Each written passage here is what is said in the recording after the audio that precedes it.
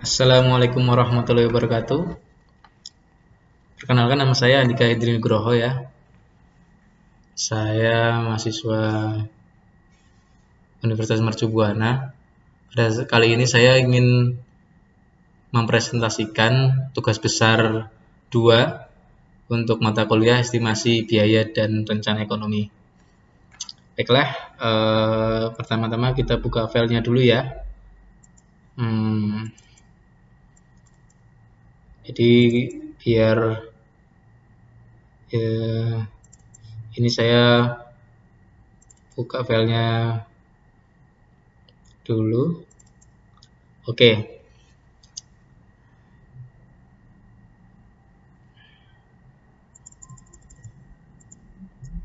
Oke, yang pertama saya akan menjelaskan tentang pada waktu kemarin mengenai rencana anggaran biaya ya. Jadi ini ada rekapnya. Kemudian sebenarnya ini dari awalnya itu kita sebelum membuat ini semua kita harus memilah dulu daftar upah dengan bahan. Yang pertama kita dengan harga bahan dulu ya, kita pilah-pilah dulu masing-masing kita mau pakai bahan itu apa saja ya. Kemudian kita masukkan satuannya dan kita masukkan harganya. Setelah itu kita menuju ke upah. Nah, upah ini harus disesuaikan dengan tempat, lokasi ya. Kita berada di mana? Karena standar lokasi, standar upah untuk beberapa lokasi daerah itu berbeda-beda. Contohnya antara Jakarta dengan Semarang itu berbeda untuk standar upahnya. Ini saya pakai standar Jakarta. Kebetulan standar di proyek kami segini di Jabodetabek ya. Kita mandor 150.000, bekerja 100.000. Setelah ini kita menuju ke AHS ya. Jadi di AHS ini yang pertama adalah AHS itu adalah analisa harga satuan. Nah, analisa harga satuan ini terdiri ada koefisien, satuan, uraian pekerjaan, harga satuan, upah, harga bahan. Nah, tadi harga upah sama harga bahannya dimasukkan di sini, guys. Ya. Jadi kita kan tadi kan udah bikin harga bahan di daftar bahan ya. Itu tadi kita linkkan ke sini, kita link. Masukkan ke sini dan ke sini. Upah sama harga bahan ya. Nah, terus ini apa ini? Koefisien ini merupakan sudah ada standarnya. Standarnya setiap daerah, setiap ASNI ya. Kita ada standar ASNI-nya. Kita tinggal masukin input ini aja. Input ini aja, masing-masing pekerjaan semuanya dimasukin semua. Setelah itu barulah kita sebelum ini kita juga ada hitungan volume ya. Ini saya kebetulan ada backup volumenya ini. Ini guys, ini ada singkat saja ya saya jelasin. Ini untuk pasangan pondasi. Ini ada sketnya ini kemudian slope, ada sketch gambarnya. Ini semua ya.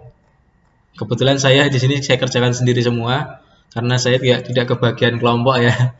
Ya tidak apa-apa lah. Yang penting bismillah, mudah-mudahan hasilnya memuaskan, hasilnya bisa diterima. Nah, setelah kita menghitung backup volume, kita ke BQ ya.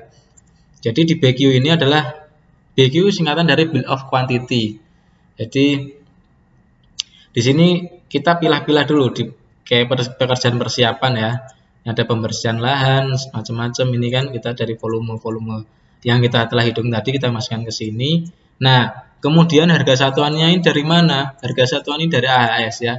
Ini bisa dicek di linknya ini di AHS ini ya. Kita ngelink ya AHS ya. Supaya apa? Supaya kalau kita ada perubahan, kita tinggal mengubah di AHS-nya. Jangan sampai kita rubah di sini di manualin, jangan. Nanti bisa merusak ininya semua ya. Link-linknya semua. Ini semua lengkap dari pekerjaan MEP dari pergerakan struktur sampai MEP dan furnitur taman. Semuanya ada di sini, guys. Nah, ini kemudian total ada 729 juta. Nah, kemudian setelah itu, setelah bagi semua disajikan, dikerjakan semua, di input semua, kita perlu merekap supaya apa? Supaya memudahkan istilahnya pembaca atau owner atau siapapun untuk langsung melihat berapa sih jumlahnya gitu ya. Langsung melihat berapa sih jumlahnya, berapa sih apa aja sih di sini kita poin-poinnya tuh ketemu. Biasanya owner tuh gitu, guys. Dia nggak tertarik dengan sesuatu yang banyak tulisan yang ribet gitu. Dia pengen berapa jumlahnya, berapa yang harus saya bayar gitu kan. Nah, ini kita harus ada rekapnya gitu ya. Oke, itu tadi sekilas untuk RAB ya. Kita menuju ke PowerPoint ya. Di sini saya akan jelaskan secara singkat tugas besar ini ya. Kebetulan ini saya kerjakan sendiri tugas besarnya, tugas besar 2 ya. Nah, yang pertama inilah deskripsi proyek. Deskripsi proyek ini sebenarnya ya rumah tinggal satu lantai Kemuning. Kebetulan ada tulisan Kemuning, saya kasih nama rumah tinggal satu lantai Kemuning. Lokasi proyeknya kemungkinan di Kemuning kali ya. Karena Nah, lokasinya Kemuning. Waktu pelaksanaannya saya rencanakan 10 Januari sampai 30 Mei 2021. Kemudian ada fungsi bangunannya, ada tempat tinggal ya. Kemudian ini lingkup pekerjaannya, ada persiapan, struktur, pekerjaan arsitektur, MEP, kemudian furniture. Oke. Terus kita menuju ke rencana anggaran biayanya. Ini yang seperti tadi ya guys ya, ini rekapitulasi. Jadi di rekapitulasi ini kita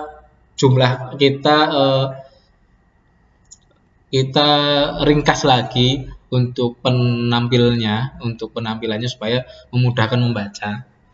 Untuk apapun itu, siapapun itu yang membaca biar lebih mudah. Berapa sih sebenarnya jumlah biaya yang harus dikeluarkan.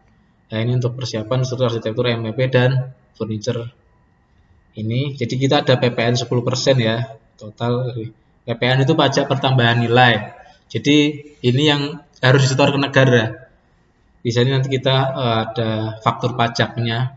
Itu adalah bukti setoran kita, nanti kita setor ke pajak.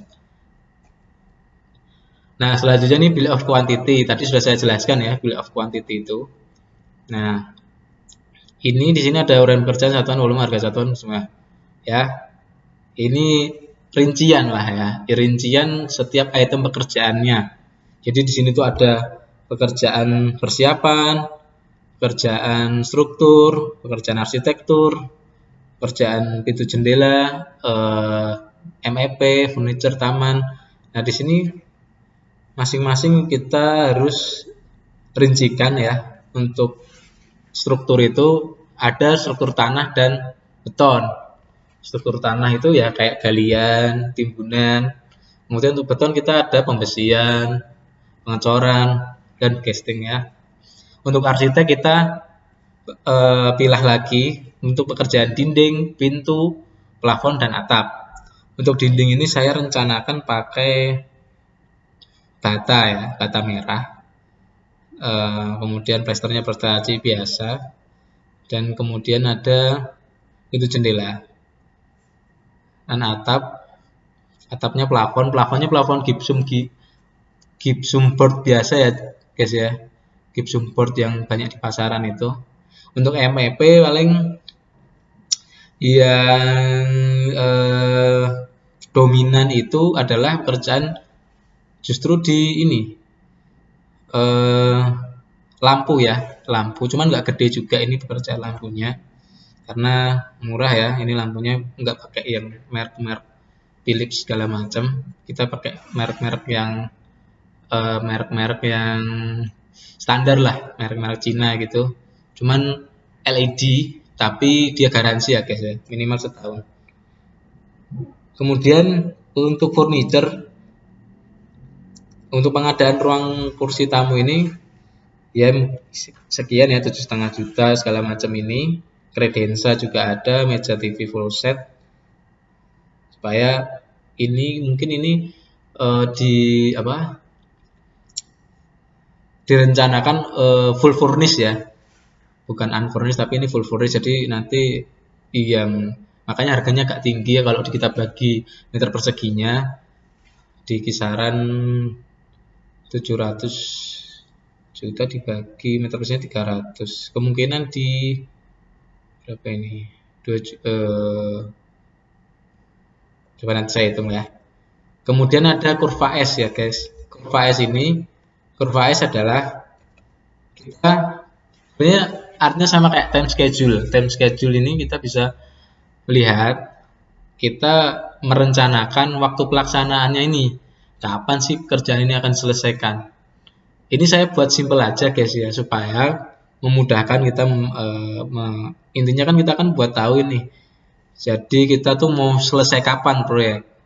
Kita juga bisa membuat overlap pekerjaan. Artinya begitu kita struktur itu berjalan, memulai pekerjaan sampai dengan ini, kita nanti ada di mana kita ini sudah harus mulai. Misalkan ini kita lagi mengerjakan struktur kolom struktur sampai ring balok.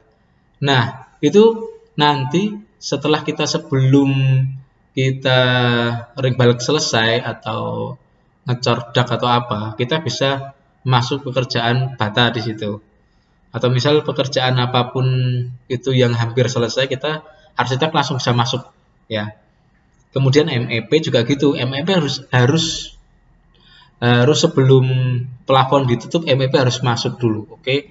Jadi kabel-kabel semua instalasi harus masuk sebelum plafon ini ditutup. Supaya apa? Supaya dari keindahan kabel kalau ketutup plafonnya bagus. Kemudian rapi ya. Terus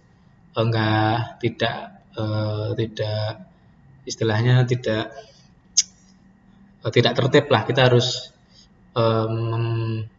mengindahkan ini juga memaksimalkan nilai-nilai keindahan. Kemudian ada biaya standar dan non standar ya. Di sini saya beri keterangan bahwa biaya standar itu adalah biaya bahan atau material, kemudian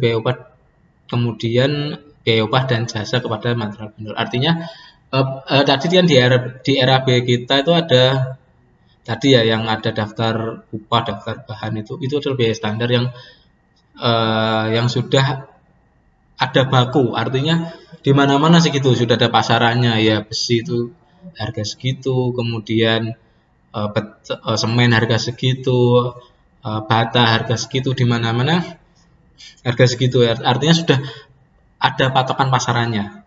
Kemudian kita ada biaya non standar. Biaya non standar itu biaya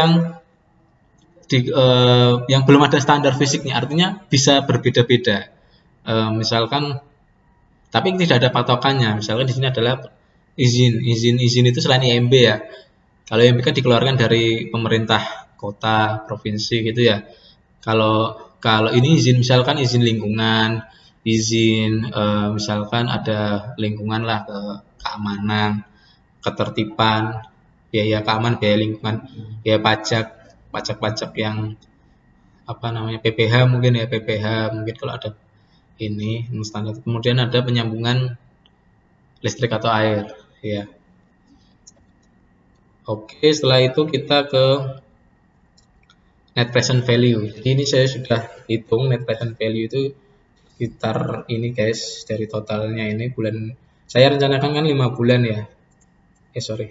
Saya rencanakan 5 bulan, proyek ini 5 bulan, ini guys setelah pajak sekian, ini bunganya, jadi net present value di proyek ini sekitar 662 juta. Oke, itu saja yang bisa saya jelaskan. Mungkin sedikit ya, ringkas. Mudah-mudahan berkenan Bapak Ibu semua, teman-teman, bisa, mohon maaf kalau ada banyak kekurangan dalam pelaksanaan tugas saya. Mudah-mudahan Ibu Bapak bisa memberikan perhatian dan menerima tugas yang telah saya kerjakan. Alhamdulillah, rabbil alamin. Saya tutup. Assalamualaikum warahmatullahi wabarakatuh.